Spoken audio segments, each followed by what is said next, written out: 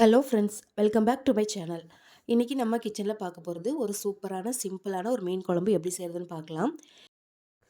இன்றைக்கி நம்ம பார்க்க போகிற இந்த மீன் குழம்பு ரொம்ப சிம்பிளான மெத்தடில் தான் பார்க்க போகிறோம்.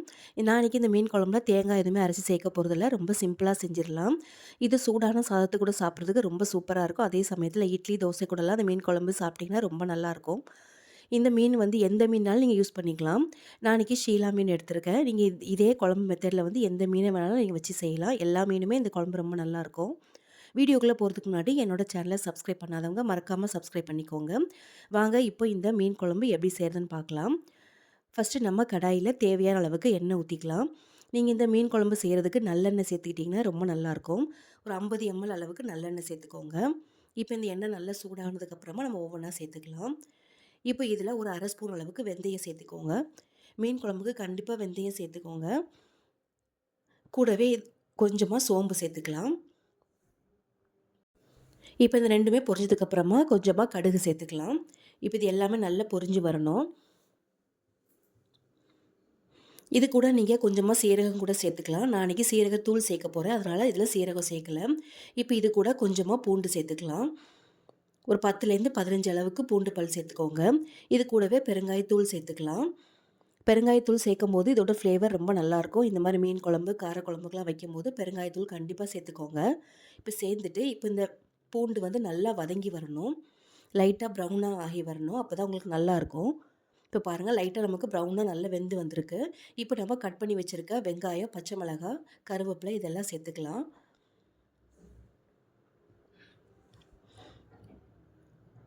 இப்போ சேர்த்துட்டு இந்த வெங்காயம் நல்லா நமக்கு வதங்கி வரணும். இது வதங்கி வரதுக்காக கொஞ்சமாக உப்பு சேர்த்துக்கோங்க. உப்பு சேர்த்துட்டு வதக்கும்போது சீக்கிரமாகவே உங்களுக்கு வெங்காயம் வதங்கிரும். இப்போ இந்த வெங்காயம் எவ்வளோக்குள்ள வதங்குதோ அந்தளவுக்கு குழம்பு உங்களுக்கு டேஸ்ட்டு நல்லாயிருக்கும். கிரேவியும் நமக்கு அதிக அளவுக்கு கிடைக்கும்.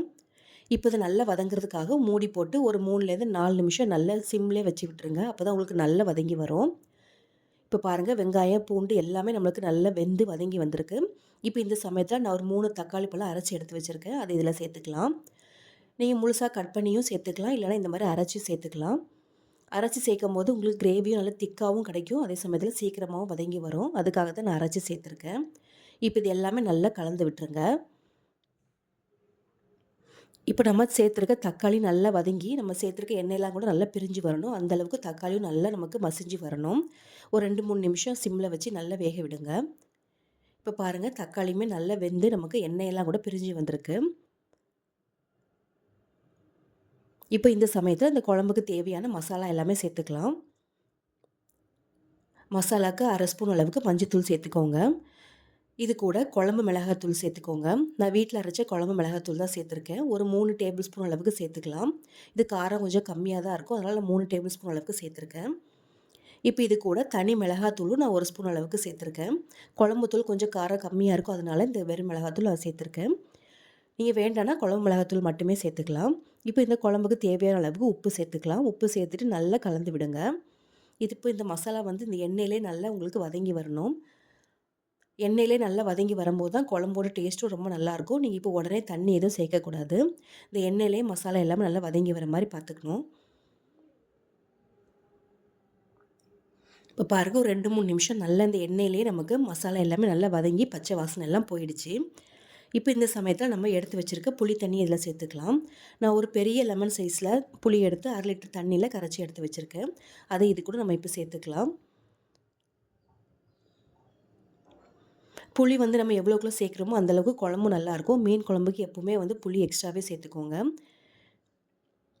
இப்போ இந்த குழம்புக்கு தேவையான அளவுக்கு நம்ம தண்ணி சேர்த்துக்கலாம். இப்போ நல்லா கொதித்து வரும்போது உங்களுக்கு கொஞ்சம் திக்காக வரும். மீன் குழம்பு நம்ம மீன் போட்டதுக்கப்புறமா கொஞ்சம் ரொம்பவே தண்ணி விட்டுரும். அதனால் பார்த்து உங்களுக்கு எவ்வளோ வேணுமோ அந்தளவுக்கு சேர்த்துக்கோங்க. நான் எக்ஸ்ட்ரா ஒரு 2 டம்ளர் அளவுக்கு தண்ணி சேர்த்துருக்கேன். தண்ணி சேர்த்துட்டு நல்லா கலந்து விட்டுருங்க. இந்த சமயத்தில் உங்களுக்கு உப்பு, காரம் எல்லாம் தேவைப்பட்டுச்சுன்னா பார்த்து சேர்த்துக்கலாம். இப்போ இது நல்லா கொதித்து வருது. இந்த சமயத்தில் ஒரு மூடி போட்டு ஒரு 5-6 நிமிஷம் நல்லா கொதிக்க விட்டுடலாம். இந்த மசாலாவோட பச்சை வாசனை, நம்ம சேர்த்துருக்க புளி எல்லாமே இந்த பச்சை வாசனை எல்லாம் போகணும். அதுக்கு ஒரு 5லேருந்து 6 நிமிஷம் நல்லா கொதிக்க விட்டுறணும். இப்போ பாருங்கள், நல்லா குழம்பு கொதித்து வந்திருக்கு. இந்த சமயத்தில் நம்ம க்ளீன் பண்ணி எடுத்து வச்சுருக்க மீன் இதில் சேர்த்துக்கலாம். நான் அன்றைக்கி 1/2 கிலோ அளவுக்கு ஷீலா மீன் எடுத்திருக்கேன். அந்த மீனை இப்போ இதெல்லாம் சேர்த்துக்கலாம்.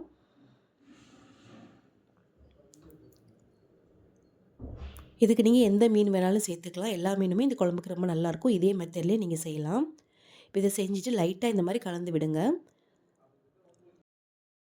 நீங்க மீன் சேர்த்த உடனேயே கரண்டி போட்டு ரொம்ப கலக்கிட்டீங்கன்னா, மீன் உடனே உடைஞ்சு வந்துரும் உங்களுக்கு.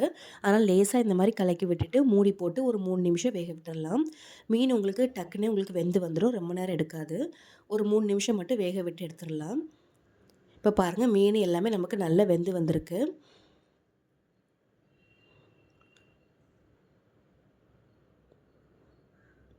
இப்போ உங்களுக்கு பார்த்தாலே தெரியும் மீன் நல்லா கரெக்டாவே உங்களுக்கு வெந்து வந்திருக்கு.